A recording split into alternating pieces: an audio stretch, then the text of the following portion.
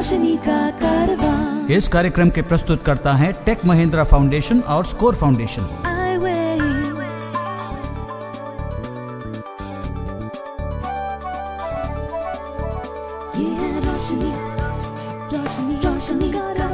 रोशनी जो करती है अंधेरे को दूर, रोशनी जो लाती है दिल में नूर, रोशनी जो दिखाती है रास्ता।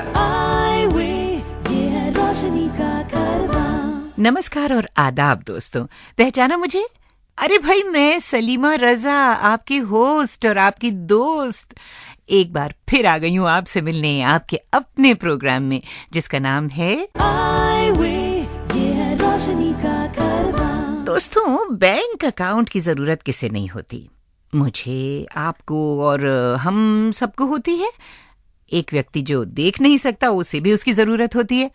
लेकिन फिर भी कुछ बैंकों में दृष्टिहीन व्यक्तियों को या तो खाता खोलने नहीं दिया जाता, और अगर खाता खोलने भी दिया जाता है तो सभी बैंकिंग सर्विसेज नहीं दी जाती हैं, जो कि सरासर गलत है। दोस्तों, दृष्टिहीन व्यक्तियों के लिए बैंकिंग सर्विसेज और उनके सुरक्षित ढंग से इस्तेमाल के संबंध में आइए सुनते हैं ये फीचर, जिसे पेश कर रहे हैं हमारे सहयोगी प्रणय गड़ोदिया। एक व्यक्ति जो देख सकता है और एक व्यक्ति जो देख नहीं सकता, उनके बीच हमारा भारत का संविधान यानी कॉन्स्टिट्यूशन कोई फर्क नहीं समझता है। यहां तक कि 1995 में पारित किया गया कानून निःशक्तजन अधिनियम यानी पर्सन्स विद डिसेबिलिटीज एक्ट 1995 और कुछ अंतर्राष्ट्रीय संधियां जिनसे भारत बंधा हुआ है, एक दृष्टिहीन व्यक्ति को समान अवसर और समान अधिकार देता है। पर इस कानून का पालन हर स्तर पर पूरी तरह से नहीं हो पा रहा है, और इनमें से एक है बैंकिंग का क्षेत्र। मैं स्वीटी भल्ला दिल्ली से। मेरा सैलरी अकाउंट एक प्राइवेट बैंक में है, परंतु जब मैंने एटीएम, इंटरनेट और चेकबुक के लिए रिक्वेस्ट की तो उन्होंने दृष्टिहीन होने के कारण मुझे ये सब सुविधाएं प्रदान करने से इनकार कर दिया।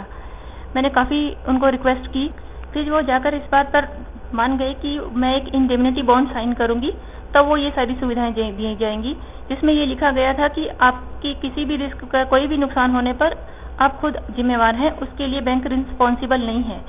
दोस्तों, हमने बात की एडवोकेट सुभाष चंद्र वशिष्ठ से और पूछा उनसे कि अगर कोई दृष्टिहीन व्यक्ति को इस तरह के भेदभाव का सामना करना पड़ता है तो वो क्या कर सकता है। देखिए, रिजर्व बैंक ऑफ इंडिया ने 2 जून 2008 में एक सर्कुलर निकाला है। उसमें बैंकों को बड़ा साफ निर्देश दिया गया है कि दृष्टिहीनता के आधार पर आप किसी व्यक्ति को कोई बैंकिंग सुविधा देने से इनकार नहीं कर सकते। इस सर्कुलर में उन्होंने एक पूर्व कोर्ट जजमेंट का भी हवाला दिया, जिसमें उन्होंने ये कहा कि जोखिम सिर्फ दृष्टिहीन व्यक्तियों के साथ ही हो ऐसा जरूरी नहीं है, ये तो दृष्टिवान व्यक्तियों के साथ भी हो सकता है। इसलिए लोन, एटीएम कार्ड, चेकबुक, ऐसी कोई भी फैसिलिटी जो बैंक देते हैं उसके लिए दृष्टिहीन व्यक्ति बराबर का हकदार है। दोस्तों, हमने बात की मुंबई की एक एडवोकेट कंचन पामनानी से भी, जिन्होंने इस मसले पर काफी काम किया है। कंचन ने हमें बताया कि ऐसी परेशानी आने पर आप अपने ब्रांच मैनेजर के पास में एक रिटन एप्लीकेशन सबमिट करें और उसके साथ में रिजर्व बैंक ऑफ इंडिया का वो सर्कुलर भी अटैच करें। अपनी लेटर की सेकेंड कॉपी पर बैंक की मोहर और रिसीविंग ऑफिशियल के सिग्नेचर लेना ना भूलें। ये लेटर की एक कॉपी आप बैंक के हेड ऑफिस भी भिजवाएं, और अगर आपको उचित समय में वहां से संतोषजनक जवाब नहीं मिलता है तो आप ये कर सकते हैं। तो आप बैंक के नोडल ऑफिसर को शिकायत कर सकते हैं, जिसका पता व नंबर हर बैंक में एक निश्चित जगह पर लिखा होता है। फिर भी आपका काम न बने तो रिजर्व बैंक द्वारा अपॉइंटेड बैंकिंग ओम्बड्समैन को आप लिखित शिकायत भेज सकते हैं, जिसका पता आपको RBI, reserve bank of India या इंडियन बैंक एसोसिएशन की वेबसाइट पर मिल सकता है। आपके पास एक और रास्ता खुला है कोर्ट्स में जाने का, जैसा कि श्री प्रसन्न कुमार पिंचा ने किया अप्रैल 2006 में। एक बैंक है, उन्होंने कहा कि हम आपका जो है खाता नहीं खोलेंगे क्योंकि आपको दिखाई नहीं देता, और बाद में इन लोगों ने कहा कि खोलेंगे लेकिन सारी सुविधाएं नहीं देंगे, और कुछ सुविधाएं देंगे तो भी आपको एक अतिरिक्त कुछ लिख करके अतिरिक्त देना होगा, जो भारतवर्ष के दूसरे आम नागरिकों को नहीं देना होता है। मुझे ये मंजूर नहीं था, क्योंकि मुझे नहीं लगता था कि मैं एक दूसरे दर्जे का नागरिक हूँ, इसलिए मैंने इसको गुवाहाटी उच्च न्यायालय में चुनौती दी। हाथों हाथ मुझे उसी दिन, जिस दिन मैंने वो याचिका दायर की, माननीय उच्च न्यायालय ने मुझे एक अंतरिम आदेश के जरिए उस बैंक को ये निर्देश दिया कि आप इनका अकाउंट खोलें, और जैसे आम नागरिकों का खोलते हैं समानता के, संपूर्ण समानता के आधार पर और सभी सुविधाओं के साथ, वैसा खोलिए। दोस्तों, आपको ये भी बताना चाहेंगे कि शेयर मार्केट में ट्रेड करने के लिए आपको जो डीमैट अकाउंट खोलना होता है, कई बार वो बैंक में खुलता है, उसके लिए भी national securities and depository limited यानी NSDL ने एक सर्कुलर जारी किया था, जिसमें साफ कहा गया था कि एक डिपॉजिटरी पार्टिसिपेंट एक दृष्टिहीन व्यक्ति को डीमैट अकाउंट खोलने से मना नहीं कर सकता या कोई अतिरिक्त कंडीशन भी नहीं लगा सकता। अब आप सोच रहे होंगे कि क्या एक ब्लाइंड व्यक्ति इंडिपेंडेंटली बैंक की सारी सुविधाओं का इस्तेमाल कर सकता है? बिल्कुल कर सकता है। आइए जानते हैं गुड़गांव की मधुबाला शर्मा से, जो जन्म से दृष्टिहीन है, वो कैसे काम करती हैं अपने बैंक के। एक तो है ऑनलाइन बैंकिंग और दूसरा फोन बैंकिंग। ऑनलाइन बैंकिंग में मैं फंड्स ट्रांसफर कर सकती हूँ और अपना बैलेंस चेक कर सकती हूँ, अपनी स्टेटमेंट्स रिव्यू कर सकती हूँ और कई वेबसाइट्स पे शॉपिंग करने के टाइम पे जैसे बुक्स खरीदने हैं तो ऑनलाइन पेमेंट का ऑप्शन होता है। दोस्तों, जो दृष्टिहीन व्यक्ति लिखना जानते हैं वो चेक का भी इस्तेमाल कर सकते हैं। अपने चेक के साइज के हिसाब से गत्ते को काट कर एक चेक राइटिंग गाइड बना सकते हैं, या आप कंप्यूटर अगर चलाना जानते हैं तो कंप्यूटर से अपना चेक का प्रिंट आउट निकाल लें। एटीएम की बात करें तो कुछ दृष्टिहीन व्यक्तियों ने एटीएम से रुपए निकालने के लिए उसकी स्क्रीन्स को याद रख लिया है और उसके बटन्स को याद रख लिया है और इस तरह से वो एटीएम से पैसे निकाल लेते हैं। उम्मीद है आगे आने वाले समय में भारतीय बैंक्स भी विकसित देशों की बैंकों की तरह टॉकिंग एटीएम्स भारत में ले आएंगे। तो दोस्तों, आप बैंकिंग कर भी सकते हैं और कानून भी आपके साथ है, तो देर किस बात की। ये है रोशनी का कारवां। अधिक जानकारी के लिए हमारे आईवे हेल्प डेस्क 011-460-70-380 पर सोमवार से शुक्रवार के बीच सुबह 11 बजे से शाम 5 बजे तक हमें कॉल कर सकते हैं, या हमारी वेबसाइट www.ive.org पर विजिट कर सकते हैं। ये है रोशनी का कारवां। दोस्तों, अगर आप रिजर्व बैंक द्वारा जारी किए गए सर्कुलर की कॉपी चाहते हैं तो आप हमारे हेल्प डेस्क नंबर पर संपर्क कर सकते हैं। तो ये था आज का फीचर। उम्मीद करती हूँ इस फीचर के जरिए मिली जानकारी का इस्तेमाल आप जरूर करेंगे। दोस्तों, क्या आपको मालूम है आज से ठीक 2 दिन पहले यानी कि 10 नवंबर को कौन सा खास दिन था? अरे आप टेंशन मत लीजिए, मैं बता देती हूँ। आज से ठीक 2 दिन पहले था वर्ल्ड साइंस डे।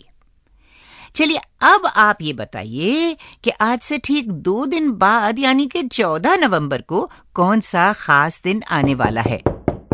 मैं बताऊं? हाँ, आप कहाँ से अटके?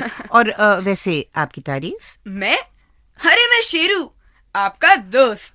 ओहो, अरशद ने मुझे बताया था तुम्हारे बारे में कि तुम्हारा कुछ नहीं हो सकता।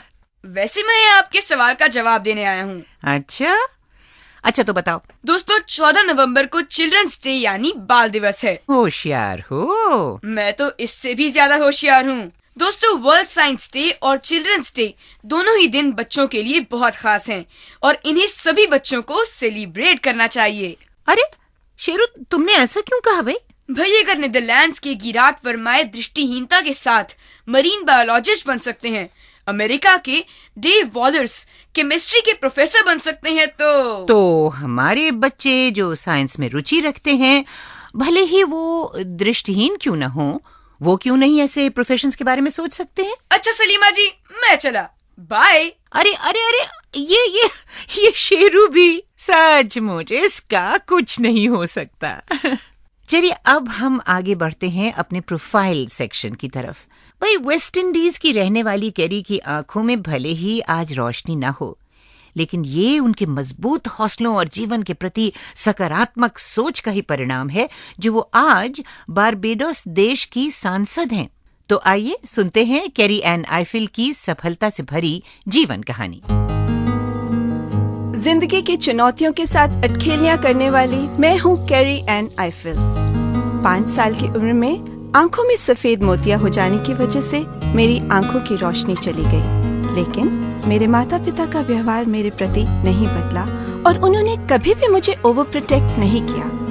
मैं पहले की तरह ही सब काम करती, बस अब मेरा काम करने का तरीका बदल गया था।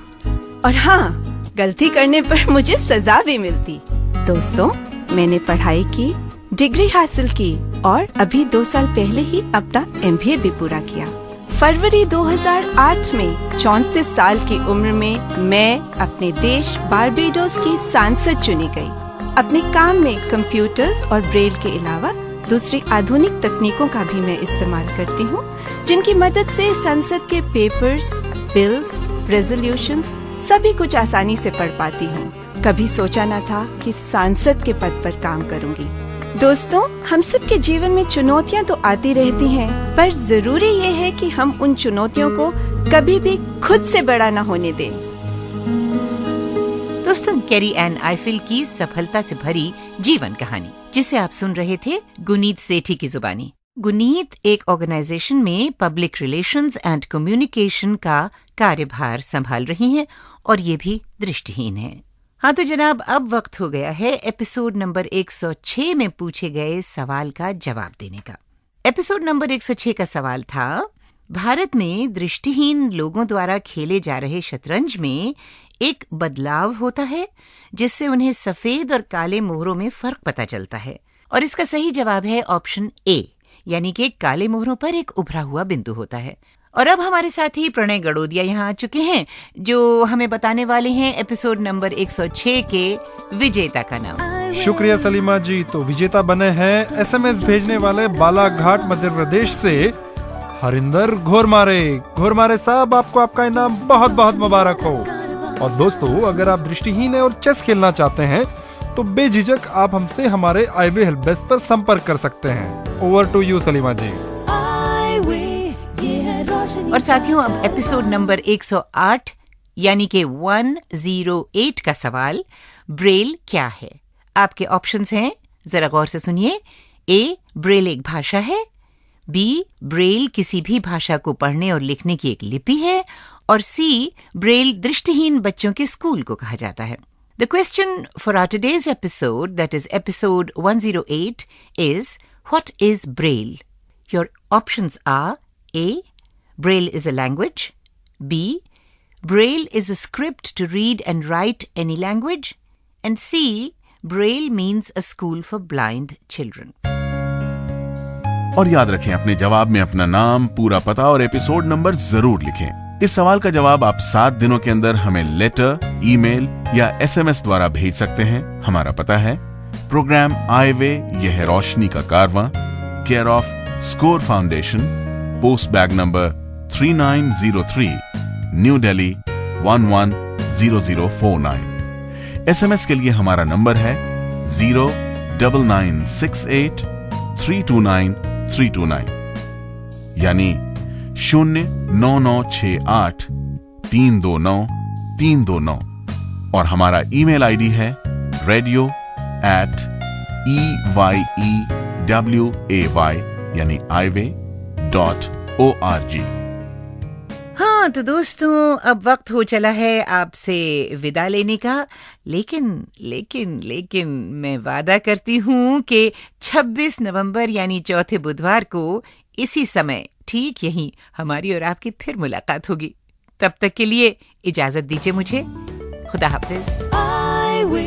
ये है रोशनी का कारवां। इस कार्यक्रम के प्रस्तुतकर्ता थे टेक महिंद्रा फाउंडेशन और स्कोर फाउंडेशन। हर दूसरे और चौथे बुधवार को आप सुन सकते हैं इस कार्यक्रम को रात 9 बजे। रोशनी का कारवां, रोशनी।